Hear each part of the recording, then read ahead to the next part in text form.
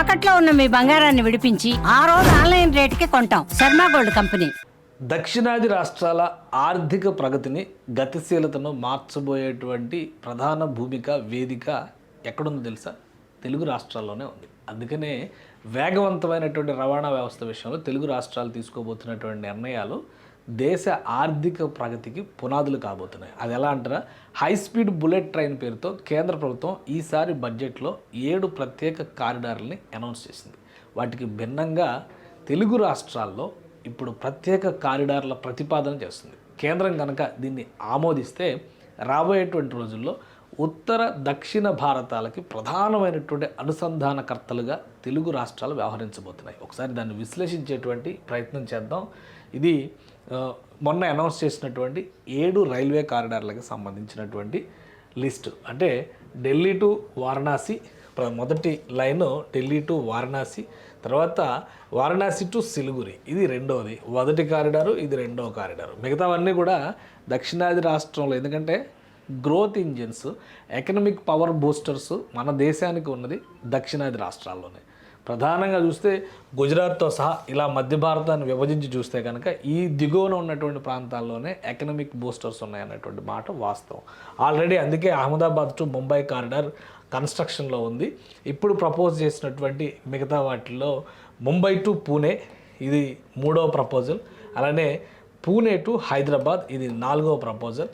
ఇక హైదరాబాద్ టు బెంగళూరు 5వ proposal, Bengaluru to Chennai 6వ ప్రపోజల్. ఈ 6 కారిడార్లు చాలా కీలకమైనటువంటి కారిడార్లు. వీటితో పాటు 7వ corridor Bengaluru to Chennai. So ఇప్పుడు ఇందులో పెద్ద విషయం ఏముంది, బడ్జెట్లో చెప్పిందే కదా అని చెప్పి మనకు అనిపించవచ్చు. కానీ ఆంధ్రప్రదేశ్ ప్రభుత్వం ఒక కొత్త ప్రతిపాదన చేసింది. అదేంటంటే ఈ కారిడార్ల సంగతి బాగానే ఉంది, అమరావతి మీద నుంచి హై స్పీడ్ బుల్లెట్ ట్రైన్ కూడా వెళ్తుంది. కానీ ఆంధ్రప్రదేశ్కి అసలైన ఎకనామిక్ బూస్టర్ విశాఖలో ఉంది. ఎందుకంటే విశాఖ అనేది ఇక్కడ కోల్కతా చెన్నై కారిడార్ మొదలైనప్పుడు మాత్రమే నిర్మించబోయేటువంటి కారిడార్. కానీ ప్రత్యేకంగా అమరావతి విశాఖ ఇంటర్ కనెక్టివిటీ ఉండాల్సిన అవసరం ఉందని రాష్ట్ర ప్రభుత్వం భావిస్తుంది. అందులో భాగంగానే ఒక ప్రపోజల్ చేసింది. దానికి తగ్గట్టుగానే తెలంగాణ రాష్ట్ర ప్రభుత్వం కూడా మరొక ప్రపోజల్ చేసింది. హైదరాబాద్ నుంచి అమరావతికి స్పెషల్ కనెక్టివిటీ ఉండాల్సిన అవసరం ఉందనేటువంటి ప్రతిపాదన చేసింది. ఒకసారి మనం దక్షిణ భారతదేశం మ్యాప్ని చూస్తే కనుక దేశానికి గ్రోత్ సెంటర్ అని మనం ఎందుకు చెప్పాల్సి వస్తుందంటే మొత్తం ఈ 5 రాష్ట్రాల్లోనే అనేక విధాలుగా ఆర్థిక పురోభివృద్ధి అనేది ఉంది. అలానే వీటిని మరికొంతగా జూమ్ చేసి చూసే ముందర వీళ్ళు అసలు ఏం ప్రపోజల్స్ చేశారు, అవి కేవలం ప్రపోజల్సే కదా, మనం ఎందుకు డిస్కస్ చేయాలంటారా?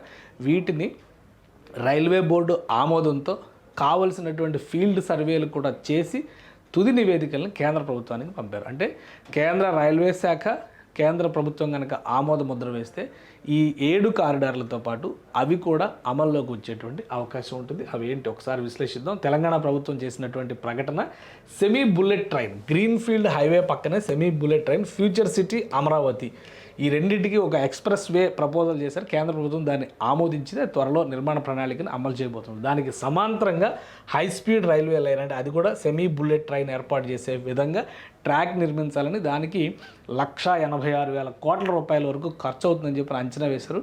టైం లైన్ కూడా డిసైడ్ చేశారు. 5 ఏళ్లలో ఇది పూర్తి చేయాలని చెప్పి అంటున్నారు. అంటే అప్పుడు ఆ రాజధాని అమరావతికి గంటన్నర లోపే చేరేటువంటి అవకాశం ఉంది. ఈ 2 రాష్ట్రాల మధ్య హై స్పీడ్ ట్రాన్స్పోర్టేషన్ ఉంటే కనుక ఆర్థిక పురోభివృద్ధి మరింత వేగవంతం అవుతుందని చెప్పి తెలంగాణ ప్రభుత్వం కూడా వాదిస్తుంది. ఈ క్రమంలోనే రేవంత్ సర్కార్ ఈ ప్లాన్ చేసింది. అలానే మిర్యాలగూడ మీదుగా ఈ కొత్త ప్లాన్ అమలు చేయాలంటది. ఎందుకంటే కేంద్ర ప్రభుత్వం చేసినటువంటి హైదరాబాద్ చెన్నై కారిడార్, అంటే ఇక్కడ ఆల్రెడీ మనం చూసాం, హైదరాబాద్ చెన్నై కారిడార్ వెళ్ళేటువంటి క్రమంలో ఇటు అమరావతి మీదుగా వెళ్తుంది. అయితే అది మిర్యాలగూడ కాకుండా నార్కట్పల్లి మీద రూట్గా వెళ్తుంది. ఇప్పుడు దాన్ని ఏ విధంగా మలచాలని వీళ్ళు కోరుతున్నారంటే, ఇక్కడ ఒకసారి మనం జాగ్రఫీ పరంగా చూస్తే హైదరాబాద్ నుంచి వెళ్ళేటువంటి రైలు మార్గం, హై స్పీడ్ బుల్లెట్ రైలు మార్గం యాక్చువల్గా ఇలా డిజైన్ చేశారు. దీన్ని ఇక్కడ విజయవాడ కనెక్ట్ అవ్వాల్సింది, కానీ దాన్ని ఈ విధంగా అమరావతి కనెక్ట్ చేస్తూ గుంటూరు మీదుగా ఇటు చెన్నై వైపు తరలిస్తున్నారు.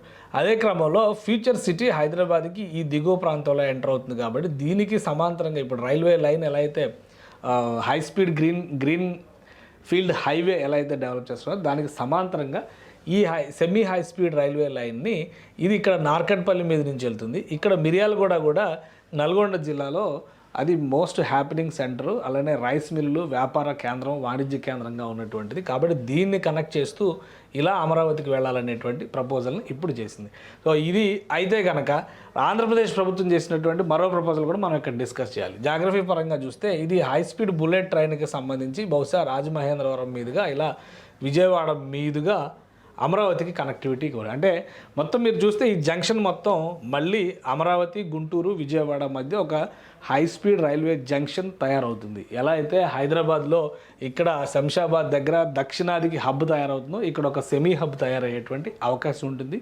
రాకపోకలకు సంబంధించి ఒకసారి చూస్తే ఇక్కడ నుంచి ఇక్కడికి హై స్పీడ్ రైలు రాగలిగినప్పుడు అమరావతి ప్రాంతం నుంచి హైదరాబాద్కి ఇలా అయినా ఈ మార్గంలో అయినా వెళ్ళొచ్చు, అలానే చెన్నైకి వరకు కనెక్టివిటీ వచ్చేస్తుంది. అంటే కలకత్తా నుంచి చెన్నైకి కనెక్టివిటీ వచ్చే వరకు ఆగాల్సిన అవసరం లేకుండా ఆంధ్రప్రదేశ్ ప్రభుత్వం కూడా దీనికి ఒక ప్రత్యామ్నాయ ప్రపోజల్ని చేసింది. దక్షిణాదిలో హ్యాపెనింగ్స్ ఎక్కువ ఉంటాయి కాబట్టి దక్షిణాది రాష్ట్రాలని దృష్టిలో పెట్టుకొని ఈ కారిడార్ని కూడా అనుమతించాలనేటువంటి ఒక ప్రపోజల్ చేసింది. దీనిపైన ఇలా కనుక చేస్తే రాబోయేటువంటి రోజుల్లో చెన్నై, హైదరాబాద్ టు చెన్నై 3 నుంచి 3.5 గంటలు వెళ్ళొచ్చు, హైదరాబాద్ టు అమరావతి 1.5 గంటలో వెళ్ళొచ్చు.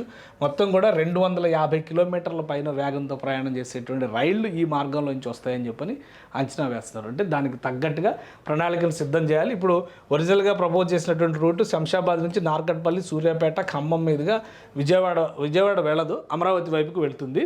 సో ఇప్పుడు స్టేట్ గవర్నమెంట్ చేసినటువంటి ప్రపోజల్ ప్రకారం ఏంటంటే ఈ గ్రీన్ ఫీల్డ్ హైవేకి సంబంధించి మిర్యాలగూడ వైపు నుంచి వెళ్ళే విధంగా దీన్ని ప్రపోజ్ చేశారు. మొత్తంగా బడ్జెట్ ఎస్టిమేషన్స్ అన్నీ కూడా రెడీ అయినట్టుగా కొంత రఫ్ ఇన్ఫర్మేషన్ తెలుస్తుంది. దాని ప్రకారం మనం చూస్తే కనుక హై స్పీడ్ బుల్లెట్ ట్రైన్కి 186,000 కోట్ల ప్రపోజల్స్ పెట్టినప్పటికీ కూడా 5 నుంచి 6 ఏళ్ళు టార్గెట్స్ పెడుతున్నారు. అదే తరహాలో ఇవి కూడా ప్యారలల్గా ఈ పనులు కూడా మొదలెడితే 5 ఏళ్లలో ఇవి ఎగ్జిస్టెన్స్లోకి రావాలంటే 2031 నాటికి ఆపరేషన్స్లోకి వచ్చేలాగా ప్లాన్ చేయాలని చెప్పి తెలుగు రాష్ట్రాల ముఖ్యమంత్రులు ఆశిస్తున్నారు. అందులో భాగంగానే ఈ ప్రపోజల్ కొంత ఇన్ఫర్మేషన్ వచ్చింది. Parallel to the future city Amaravati greenfield expressway, అలానే primary alignment prepared and submitted to chief minister by Indian Railways. Already Indian Railways దాని మీద వర్క్ చేసి ఇచ్చారు. మొత్తం 186,000 కోట్లు ఖర్చు అవుతుందని చెప్పని అంచనా వేస్తున్నారు. ఇనిషియల్ ఎస్టిమేషన్ సెంట్రల్ గవర్నమెంట్ వేసింది. అలానే టార్గెట్ టు కంప్లీట్ 5 years చెప్తున్నారు. ట్రావెల్ టైం గురించి ఆల్రెడీ మనం డిస్కస్ చేసాం. సో మొత్తంగా చూస్తే ఈ హై స్పీడ్ బుల్లెట్ ట్రైన్ కనుక వస్తే తెలుగు రాష్ట్రాల ఆర్థిక ముఖ చిత్రాన్ని మార్చడంతో పాటు దక్షిణాదిలో బలమైనటువంటి ఇంటర్ కనెక్టివిటీ, అంటే మిగతా రాష్ట్రాలతో పోలిస్తే తెలుగు రాష్ట్రాల మధ్య ఉత్తర, దక్షిణ, తూర్పు, దక్షిణ భూభాగాలకి సంబంధించినటువంటి రాకపోకలు మరింత వేగవంతం అయ్యేటువంటి అవకాశం ఉంటుంది. ఈ high speed, semi high speed రైలు కారిడార్లపైన కేంద్ర ప్రభుత్వం ఎలాంటి నిర్ణయం తీసుకోబోతుంది అనేది ఇప్పుడు ఆసక్తికరంగా మారింది.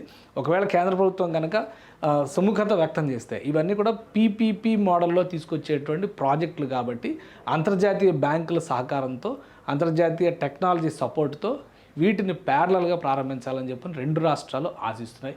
అదే జరిగితే కనుక ఖచ్చితంగా హై స్పీడ్ బుల్లెట్ ట్రైన్స్ హబ్గా తెలుగు రాష్ట్రాలు మారేటువంటి అవకాశం స్పష్టంగా ఉంది.